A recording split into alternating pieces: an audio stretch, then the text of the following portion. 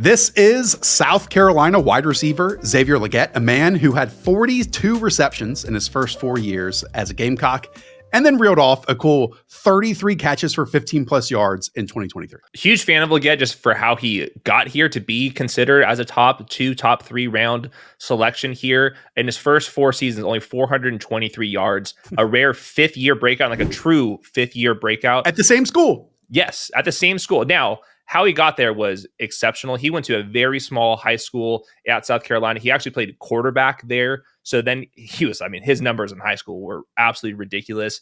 Unfortunately, he loses both of his parents in high school. He has a motorcycle accident at South Carolina. The COVID season happens. There's a coaching change. And all this time, Xavier Legette is relearning how to play wide receiver. So I think that's like the reason why he was a late breakout. But for a late breakout, he really broke out. 105 yards per game, 3.2 yards per route run. And then also he's an exceptional kick returner as well. So a crazy athlete and an even crazier story. It really is a unique profile. In a class that has a lot of them, this is probably the one that tops the list. Let's just go back and some numbers that matter. 6'1", 221 pounds. At that 220 pound weight, a 4.39 40. Okay. A 91st percentile broad jump, a 79th percentile vertical jump. We're going to record a Xavier Worthy video here in a moment, and it's why I love the wide receiver position, because Xavier Worthy and Xavier Legette are listed and compared against each other. There's a 56-pound difference between these two dudes. It's why, a wide receiver is not a wide receiver is not a wide receiver. He played the season at 22 years of age and was an athletic freak. So let's dive into it, Hayden. Where do you think that he thrives or could succeed on an NFL field? He was manufactured a lot of touches, and I kind of liked him in that role. He was played on the outside on 65% of his snaps, but he wasn't like this traditional X wide receiver by any means, despite having like the size of that. Actually, a little more compact of a frame. He's completely rocked up. I saw like a little bit less agile version of Deebo Samuel. And that's not just the South Carolina numbers. They would use him in the backfield. They would use him in the screen game, mesh routes to get him kind of cooking after the catch. And I thought I liked him in that role. At the same time, though, he can win down the field. I'm not sure if I saw that much in between those two areas, but he made some really acrobatic high point catches. There was a couple post routes where I thought he created great separation down the field. So he's kind of like this mystery where I can see him winning way down the field on occasion, but for whatever reason, I kind of liked him in this like manufactured kind of touch part of the game, which I was not really expecting when I looked at his size. Yeah, and there were honestly about 3 or 4 catches the entire season where they asked him to work the middle of the field about like 10 to 15 yards.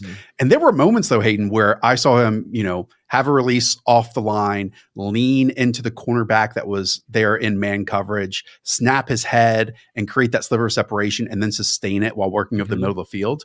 Like that is more than just an athlete stuff. And he was showing it, granted, obviously in his 5th season. And I know you talked about his story coming from high school and then the difficulties at South Carolina. I actually went back and watched a bunch of his other 4 years at South Carolina. And like the first couple, his hands were just awful. That likely led to a total lack of trust with him and the coaching staff. The quarterback being awful before Spencer Rattler did not help. And then when you got to 2022, when Spencer Rattler was there, he dropped a lot of like adjustment catches or tip balls that then led to interceptions on off frame balls. So again, because of that, I think it prohibited the coaching staff from allowing him to have extended playing time game in and game out. There were still flashes, including like this crazy body twisting catch against Notre Dame in that final game of 2022. And then that perfectly coincided with his first game in 2023, where he destroyed the North Carolina Tar Heels, like the best player on that field for both teams. So you even dive into if it was just like a 1 season profile, right? 6.4 yards after the catch per reception is awesome to include that 13 average depth of target that you talked about. A 3.15 yards per route run is basically 5th best in this entire wide receiver class. Credited with just 2 drops this year, despite what we saw in the first 4 years. 47 of his catches went for first down. So Hayden, you have this magnificent 1-year profile.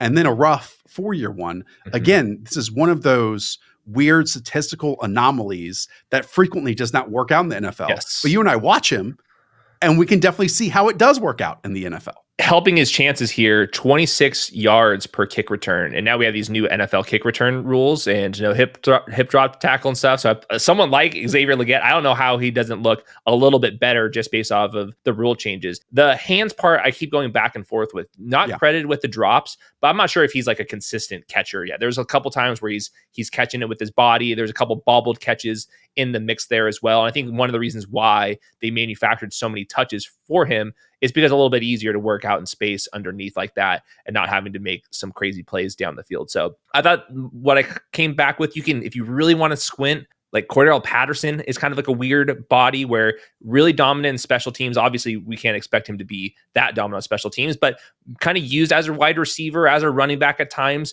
You can see that if it doesn't work out, Chase Claypool was a great athlete that just didn't really understand the nuances of wide receiver. Maybe Xavier Legette can kind of do some of that. Hopefully he's not the knucklehead that Chase Claypool is. But the one thing I kept going back with was the Deebo Samuel stuff, because he's so hard to tackle out in space. There's just one huge difference between Deebo and Xavier Legette. He's just not agile enough.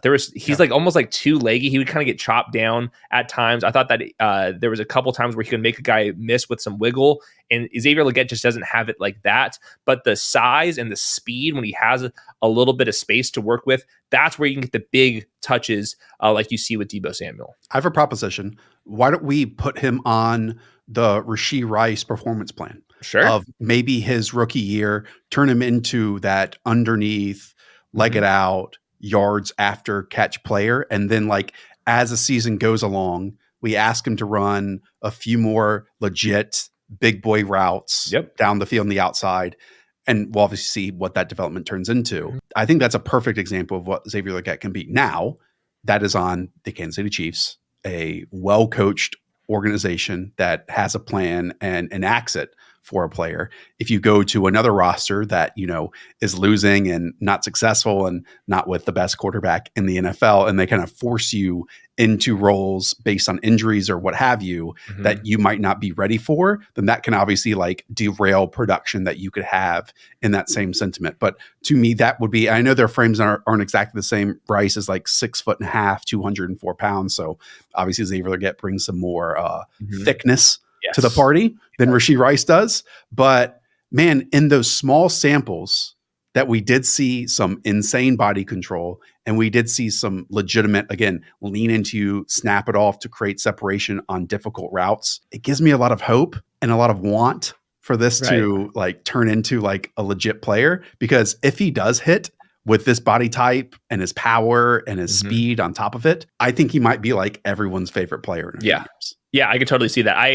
I keep going back and forth. I settled in with like a late round 2 grade, which is kind of like the intriguing dart throw range. You have to have a plan for this type of player. And I think that's kind of where I'm at. But most players in that range just aren't 6'1", 220 that can run sub 4.4. Like those players are just hard to find outside of round 1. So I think that's kind of where I want to middle this a little bit. But once we like know where he's actually drafted, I think for fantasy purposes, I can kind of paint the picture if he's going to be a bust or if he actually has a chance to playing time kind of be somebody that we truly care about. The two names for skeptics, and I understand why there could be skepticism here, that they bring up are in the last 2 years. The first one being Treylon Burks coming out of Arkansas.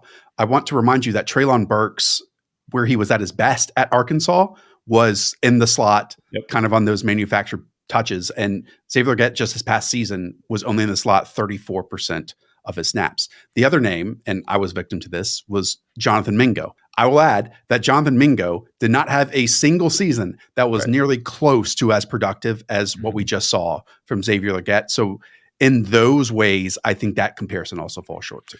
Yeah, I think that Legette has a little bit more juice on tape than what I saw from Mingo. But also like late round 2, and that's kind of where I had Mingo, these guys bust all the time. Like these are a complete dart throw range. And I don't think anybody loved Jonathan Mingo last year. He was just like the wide receiver 5, wide receiver 6 because it was a bad draft class. Like I have some like positive spins for Xavier Legette, and I still have him outside my top 10 because there's too many other guys in this draft class that I really, really liked. So I hope that he works out because he's really fun to watch. Obviously, his story is fantastic. And I think there will be some moments, even if he's not a consistent player, where there'll be a manufactured touch that actually hits, and this will be a special highlight type of player. This is an unreal wide receiver class, as Hayden is talking about. If you want to check out all the other profiles before you leave, hit that subscribe button, hit thumbs up, check out the rest of the channel, and we'll catch you on the next one.